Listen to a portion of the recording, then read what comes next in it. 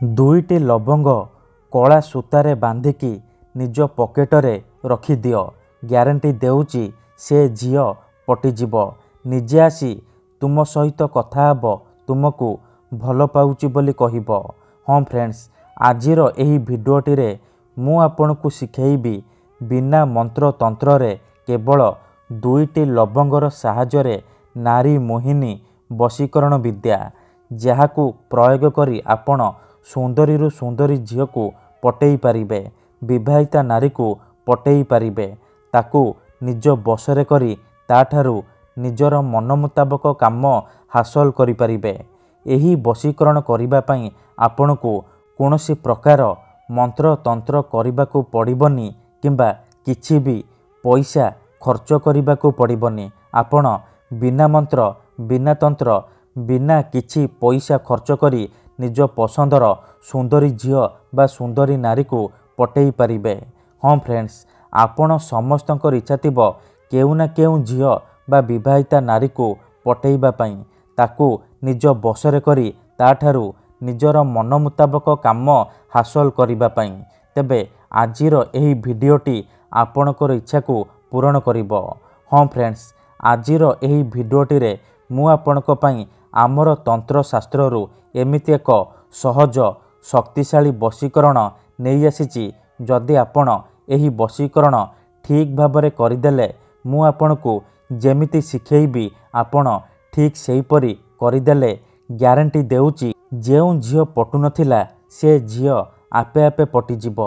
ଯେଉଁ ବିବାହିତା ନାରୀ ଆପଣଙ୍କୁ ଭାव ଦେଉନଥିଲା ସିଏ ନିଜେ ଫୋନ୍ କରିକି ଘରକୁ ଡାକିବ, ଯାହା ଚାହିଁବେ ତାହା କରିବ। ଏଥିପାଇଁ ଆପଣଙ୍କୁ ବେଶୀ କିଛି କରିବାକୁ ପଡ଼ିବନି। କେବଳ ଦୁଇଟା ଲବଙ୍ଗ ଆଣିବେ, ସେ ଦୁଇଟା ଲବଙ୍ଗକୁ କଳା ସୂତାରେ ବାନ୍ଧିକି ନିଜ ପକେଟରେ କିମ୍ବା ମନି ପର୍ସରେ ରଖିଦେବେ। ତାପରେ ଦେଖିବେ ଚମତ୍କାର। ଯେପର୍ଯ୍ୟନ୍ତ ସେ ଲବଙ୍ଗ ଆପଣଙ୍କ ପାଖରେ ଥିବ, ସେ ଝିଅ ହେଉ ବା ବିବାହିତା ନାରୀ ଆପଣଙ୍କର ବଶରେ ରହିବ, ଆପଣଙ୍କର ଗୁଲାମୀ କରିବ। ଆପଣ ତାକୁ ଯାହା କହିବେ, ଯେମିତି କହିବେ ସିଏ କରିବ। କୌଣସି ପ୍ରକାର ବାଧା ଦେବ ନାହିଁ। ନମସ୍କାର ଫ୍ରେଣ୍ଡସ୍, ଓଡ଼ିଆ ଫଣ୍ଡା ଚ୍ୟାନେଲକୁ ଆପଣମାନଙ୍କୁ ସ୍ୱାଗତ। ଯଦି ଆପଣ ନିଜ ପସନ୍ଦର ଝିଅକୁ ପଟେଇବାକୁ ଚାହୁଁଛନ୍ତି, ପଡ଼ିଶା ଘର ଭାଉଜକୁ ପଟେଇବାକୁ ଚାହୁଁଛନ୍ତି, ତେବେ ଆଜିର ଏହି ଭିଡ଼ିଓଟିକୁ ପୁରା ଧ୍ୟାନ ସହିତ ଶେଷ ପର୍ଯ୍ୟନ୍ତ ଦେଖନ୍ତୁ। କାରଣ ଆଜିର ଏହି ଭିଡ଼ିଓଟିରେ ମୁଁ ଆପଣଙ୍କୁ ଶିଖେଇବି ନାରୀ ମୋହିନୀ ବଶୀକରଣ କେବଳ ଦୁଇଟି ଲବଙ୍ଗର ସାହାଯ୍ୟରେ। ହଁ ଫ୍ରେଣ୍ଡସ୍, ଆପଣ ଭାବୁଛନ୍ତି କି ଦୁଇଟି ଲବଙ୍ଗରେ ଆପଣ କିପରି ବଶୀକରଣ କରିପାରିବେ? ହଁ ଫ୍ରେଣ୍ଡସ୍, ଇଏ ସତ। ଦୁଇଟି ଲବଙ୍ଗର ଏହି ବଶୀକରଣ ସବୁଠାରୁ ଶକ୍ତିଶାଳୀ ବଶୀକରଣ। ଏହାର ପ୍ରୟୋଗ କେବେ ବି ଖାଲି ଯାଏନି।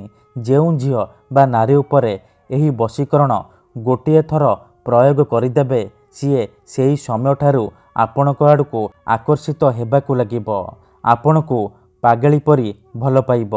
ଏହି ବଶୀକରଣ ସାହାଯ୍ୟରେ ଆପଣ ଶାଶୁ, ନଣନ୍ଦ, ଦିଅର, ଭାଉଜ କାହାକୁ ବି ନିଜ ବଶରେ କରିପାରିବେ।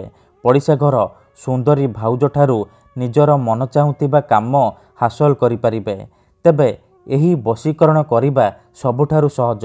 ଏଥିପାଇଁ ଆପଣଙ୍କୁ କୌଣସି ପ୍ରକାର ମନ୍ତ୍ର ତନ୍ତ୍ର କରିବାକୁ ପଡ଼ିବନି କିମ୍ବା କିଛି ବି ପଇସା ଖର୍ଚ୍ଚ କରିବାକୁ ପଡ଼ିବନି। ଆପଣ ଅତି ସହଜରେ ଏହି ବଶୀକରଣ କରିପାରିବେ।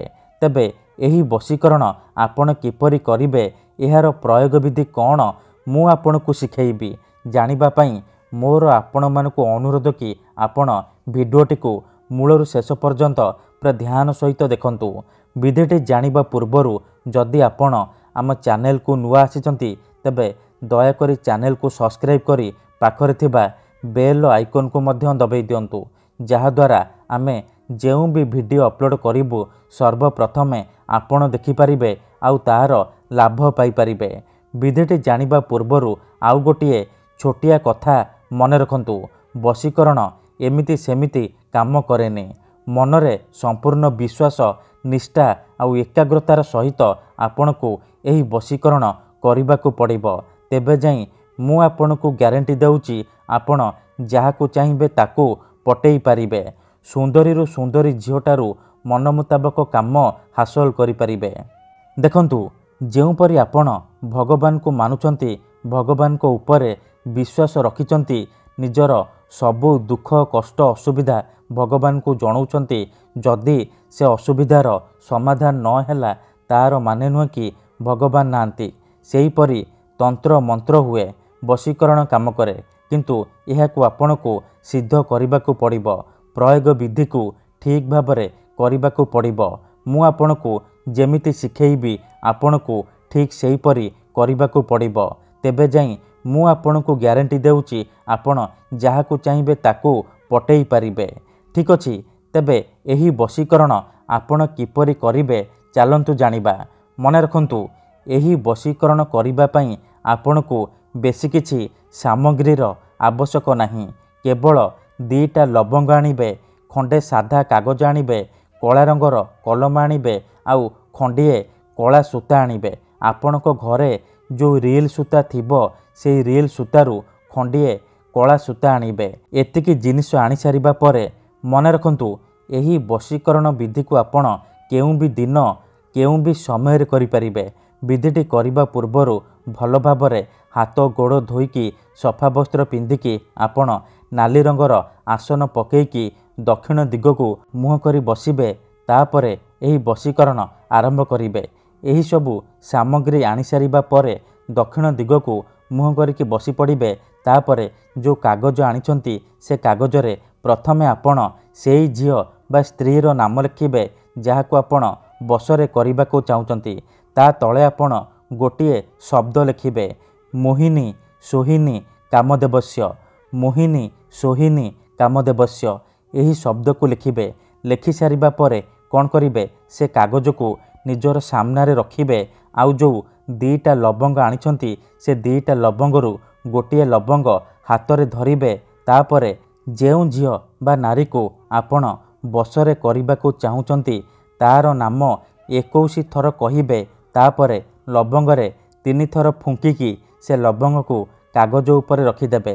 ତାପରେ ଆଉ ଗୋଟିଏ ଲବଙ୍ଗ ହାତରେ ଧରିବେ, ନିଜର ନାମ 21 ଥର କହିବେ।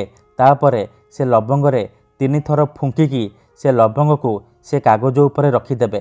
ଏତିକି କରିସାରିବା ପରେ ସେ କାଗଜ ଆଉ ଲବଙ୍ଗକୁ ଭଲ ଭାବରେ ମୋଡ଼ିକି କଳା ସୂତାରେ ବାନ୍ଧିଦେବେ।